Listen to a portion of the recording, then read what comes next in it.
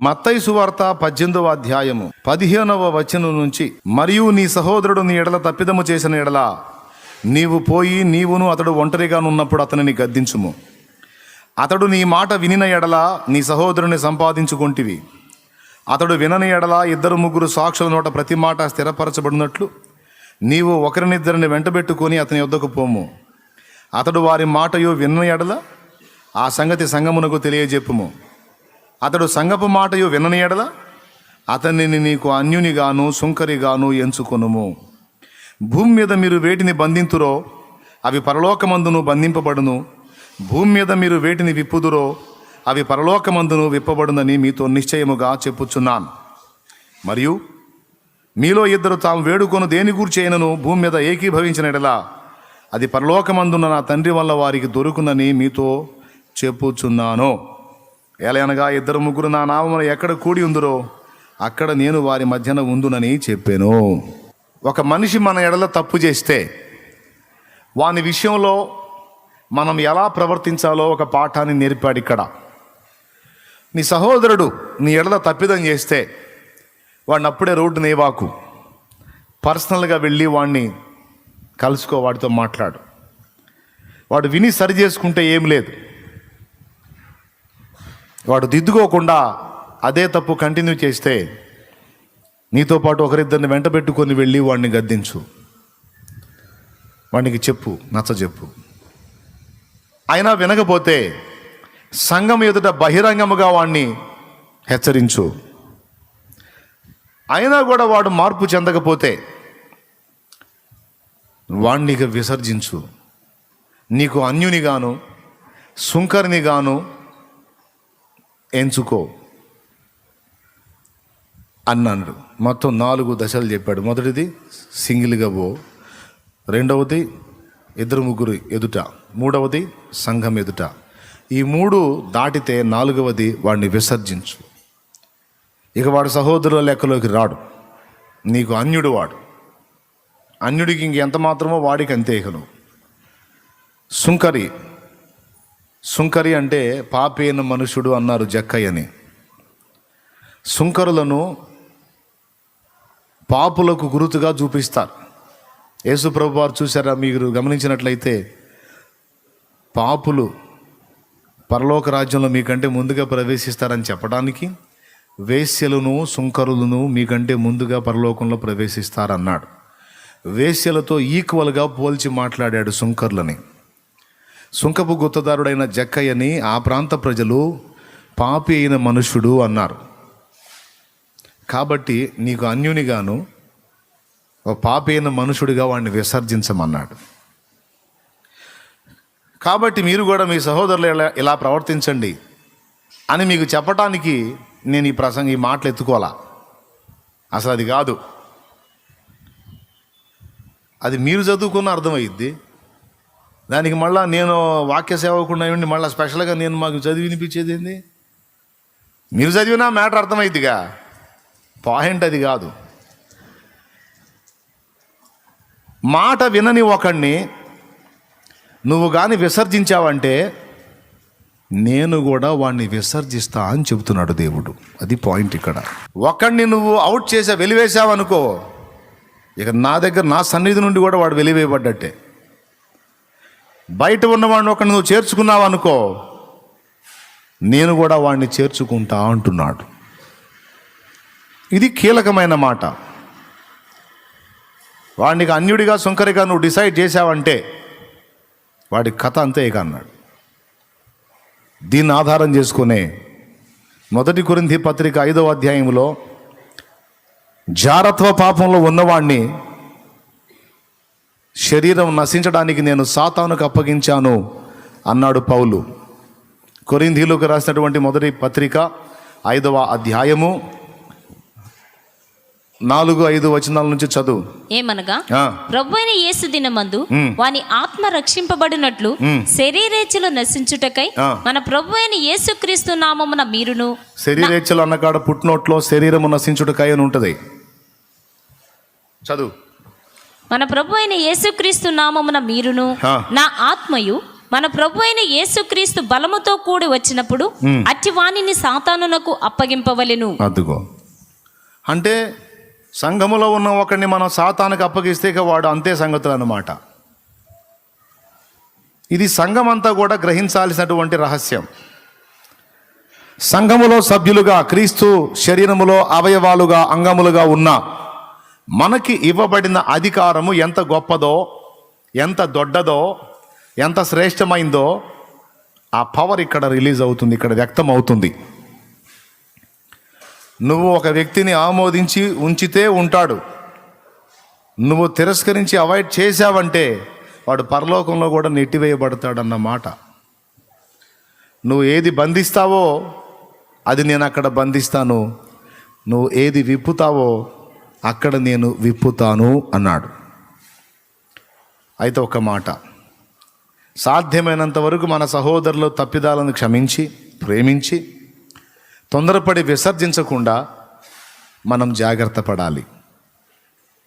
మనం నోరు తెరిచి ఎవరినైనా శపించినా, హృదయపూర్వకంగా సంఘముగా కలిసి విసర్జించినా ఇక వాడి బతుకు అంతే. అందుకే తొందరపడి శపించకూడదు, తొందరపడి విసర్జించనూ కూడదు. క్రీస్తు రక్తంలో కడగబడిన పరిశుద్ధులకు ఇవ్వబడిన అధికారం ప్రత్యేకమైంది. అయితే ఈ తంతు ఉపయోగించడానికి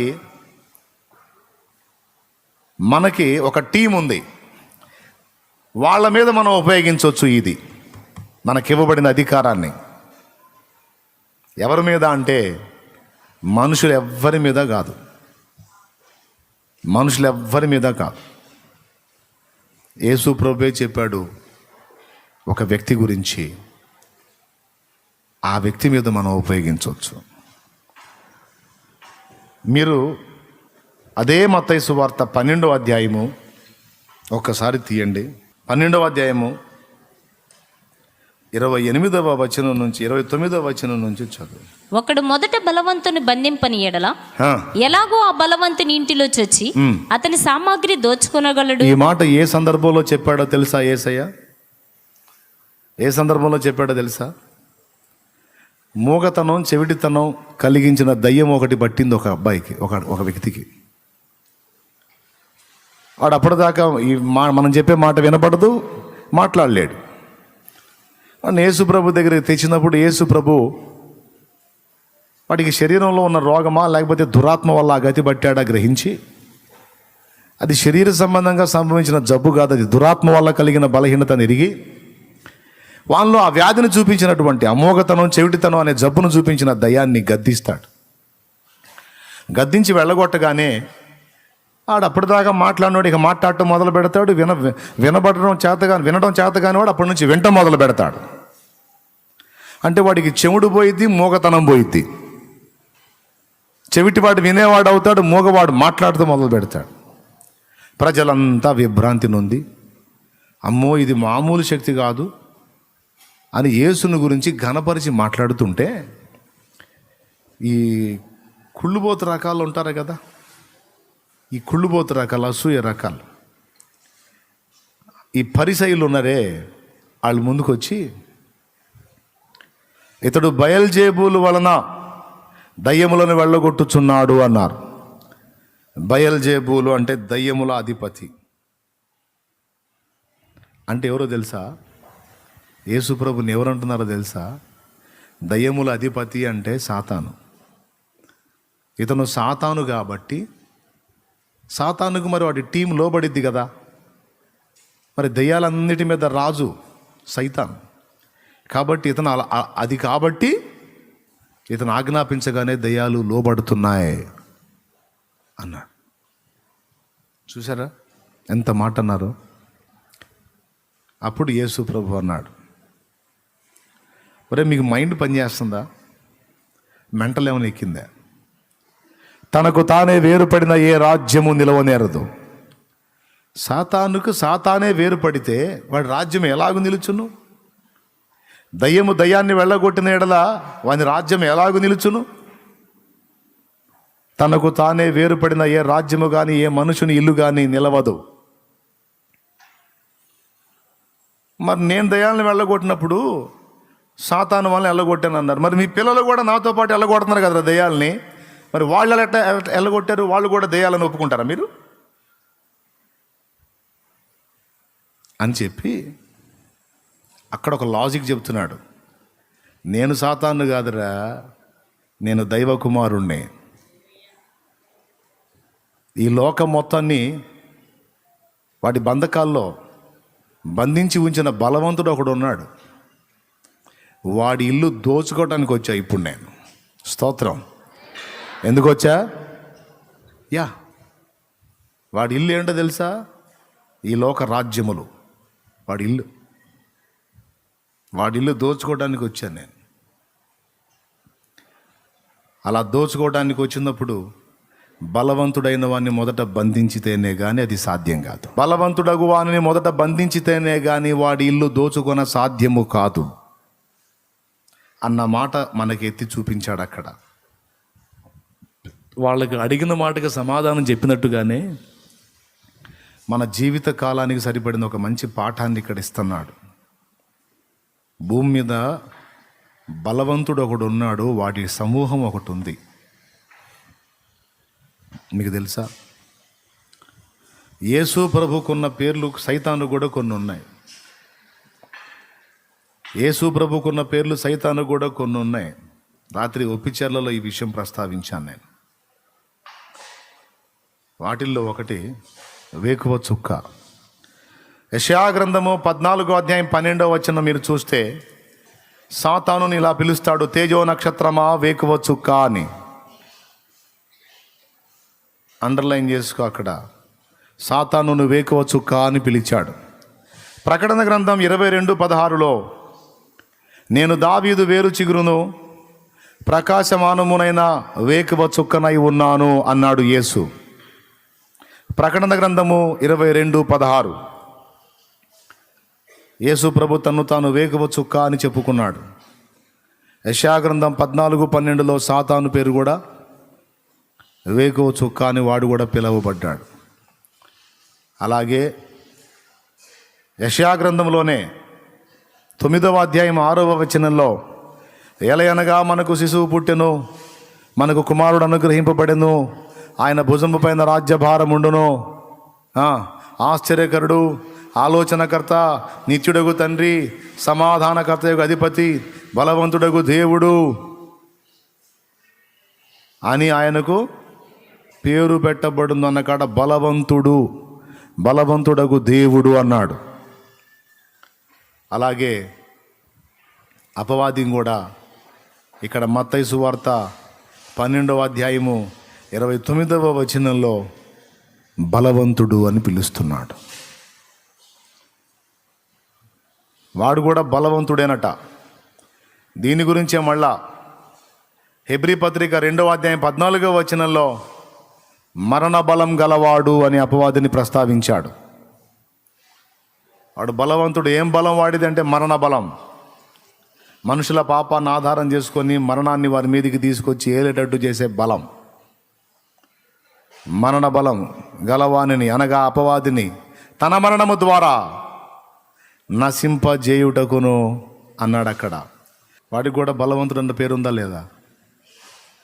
యేసయ్యను మనం ఏమన్నాం? సర్వలోకానికి చక్రవర్తి, సర్వాధికారి, సర్వలోక చక్రవర్తి అన్నాం.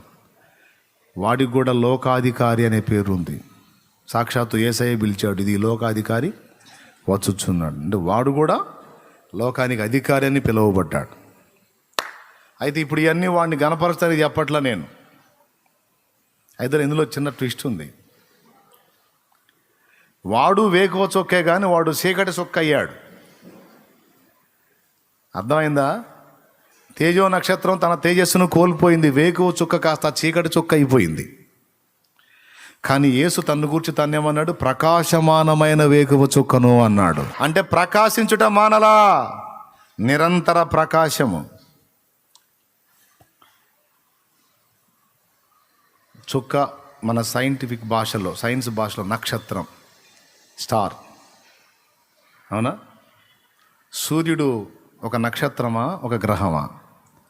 సైన్స్ ప్రకారం చెప్పండి, పెద్దగా చెప్పండి. ఇప్పుడు డౌట్ వచ్చి దేవుడికి వాళ్ళకి నక్షత్రమా గ్రహమా అని మళ్ళీ పెద్ద పెద్ద చదువులు చదివి ఉంటారు. చెప్పండి, నక్షత్రమా గ్రహమా? గ్రహమా? గ్రహమా? గ్రహం అంటే నక్షత్రం అంటున్నారు, నక్షత్రం అంటే నక్షత్రమా కాదా? గ్రహమా? ప్రకాశించుచున్న నక్షత్రం, నిత్యము వెలుగుతున్న నీతి సూర్యుడు యేసు. ఆ వెలుగు మారలా, అది చీకటి కాల, ఎప్పటికీ కాదు కూడా, ఎందుకంటే ఆయన వెలుగై ఉన్నవాడు. కానీ ఈడున్నాడే, ఈడు వేకువ సొక్కే కానీ ఇప్పుడు చీకటి సొక్క అయిపోయాడు. ఇది మీకు అర్థం కావాలి. ఇక రెండవది, యెషయా గ్రంథం 9:6 బలవంతుడగు దేవుడు యేసు. వీడు బలవంతుడగు దోత, బలవంతుడగు దోత, బలవంతుడగు దేవుడు. దేవుడు అంటేనేమో కుమ్మరి, దోత అంటేనేమో కుండ. కుండ ఎంత బలమైందైనా కుమ్మరి ముందు ఎగస్టాల్ చేస్తే ఏమైంది? పగిలిపోద్ది. చెప్పండి, అందరు చెప్పండి, ఏమైంది? పగిలిపోద్ది. కాబట్టి ఆయన బలవంతుడగు. ఇకపోతే వీడు లోకాధికారి, ఆయన సర్వాధికారివి. ఆగో, ఎక్కడుంది సర్వాధికారి అని? చూడు, రోమాపత్రిక 9:5 త్వరగా. రోమా 9. పితరులు వీరివారు, శరీరమును బట్టి క్రీస్తు వీరిలో పుట్టెను, ఈయన సర్వాధికారి అయిన దేవుడై ఉండి. వాడు సగం అధికారి, ఈయన వాడు లోకాధికారి, ఈయన. ఓకేనా? అయితే బలవంతుడు అన్నాడు. ఎవరికంటే బలవంతుడు అంటే యేసయ్య కంటే బలవంతుడు కాదు ఆడు మనకంటే బలవంతుడు. అది పాయింట్. మనకంటే మహిమలో కొంచెం ఎక్కువ వాడు. అయితే వాడెంతటి బలవంతుడైనా వానికంటే మహాబలవంతుడు ఒకడు పైన మనకున్నాడు. మనకు పైన ఆకాశ మండలం ఉంది. మనకు పైన ఏముంది? ఆకాశ మండలంలో ఏమున్నాయి? ఎఫెసీ 6:12 దురాత్మల సమూహాలు ఉన్నాయి. అంటే మన పైన అవి ఉన్నాయి. పరదైసు 3వ ఆకాశంలో ఉంది. ఇప్పుడు ఇక్కడ నుంచి తీయబడిన పరిశుద్ధుల ఆత్మలో ఆ దురాత్మల పైన ఉన్నాయి పరిశుద్ధుల ఆత్మలు. లెక్క ప్రకారం మొత్తం 5 ఆకాశాలు లెక్క వచ్చింది. 5 ఆకాశాలు మొత్తం అయితేనే పరదైసు ఉన్న 3వ ఆకాశం మధ్యాకాశం అయింది. దేవునికి స్తోత్రం, హల్లెలూయా. 7 ఆకాశాలు అంటారు. ఎన్ని ఆకాశాలు? 7 ఆకాశాలు అంటారు. ఇప్పుడు 7 ఆకాశాలు మనకు అనవసరం, మనకు 5 ఆకాశాలు మాత్రం లెక్క తీసుకుంటా. భూమి మీద నుండి పౌలు గారు చెప్పిన మాట, కొరింథీయులకు రాసిన 2వ పత్రిక 12వ అధ్యాయము 1 నుంచి చదివితే, నేను ఒక మనిషిని ఎరుగుతున్నాను. ఒక మనిషి గురించి అంటే తన గురించే తాను చెప్తాడు. డైరెక్ట్గా నేనే అనకుండా ఒక మనుషుడు అన్నట్టు చెబుతాడు. అతడు 3వ ఆకాశాన్ని కొనిపోబడ్డాడు అని, పరదైసు కొనిపోబడ్డాడు అంటాడు. అంటే పరదైసు అనేది 3వ ఆకాశంలో ఉంది. ఎక్కడి నుంచి లెక్కేసి చెప్పాడు? భూమి మీద నుండి 3వ ఆకాశం లెక్కేసి చెప్పాడు. అవునా? అంటే మన మీద నుండి 2 ఆకాశాలు ఉన్నాయి. ఆ తర్వాత వచ్చే ఆకాశం 3వ ఆకాశం. అవునా? అలాగే ఆ 3వ ఆకాశం పైన మరో 2 ఆకాశాలు ఉన్నాయి. అప్పుడు ఆ టాప్ నుంచి లెక్కేసుకొస్తే అటు నుంచి 3వ ఆకాశం, ఇటు నుంచి కలిపితే మధ్యాకాశం అయింది అది. కాబట్టి పైన 2. ఇప్పుడు మన ఆకాశ మండలం మీద ఏమున్నాయి? దురాత్మలు. వాటిపైన ఏమున్నాయి? విశ్రాంతి పొందుతున్న పరిశుద్ధుల ఆత్మలు. ఈ అన్నిటిపైన ఆయన కూర్చొని ఉన్నాడు. ఇక ఆయన పైన ఏమి లేదు. అది ఇప్పుడు మనం గ్రహించాలా. గుర్తుపెట్టుకో, సమస్తము ఆయన కిందే ఉన్నాయి, కానీ ఆయన పైన ఒక్కటి కూడా లేదు. అంటే ఏమర్థమైంది నీకు? నువ్వు ఎంత డేంజర్ చెప్పు, ఎంత ప్రాబ్లం చెప్పు, ఎవడు పెద్ద మొనగాడు చెప్పు, వాడు ఎంత తోడైనా ఆయన కాలి కిందే ఉన్నాడు. ఇప్పుడు కొట్టాలి లెక్క ప్రకారం చప్పట్లు, కానీ మీకు అంత తొందరగా వెళ్ళగదు కదా. ఇక ప్రభుత్వాలైనా, సింహాసనాలైనా, వ్యక్తులైనా, శక్తులైనా, ఏవైనా సమస్తమును తన పాదముల కింద ఉంచుకొని ఉన్నాడు ఆయన. అందుకే నువ్వు ఏది అడిగినా ఆయన చాలిన దేవుడు అని చెప్తున్నాను నేను. సమస్తము ఆయన కిందే ఉన్నాయి, కానీ ఆయన పైన ఏది లేదు. అందుకు ఆయన దేవుడు, అన్నిటిని అధిగమించిన వాడు.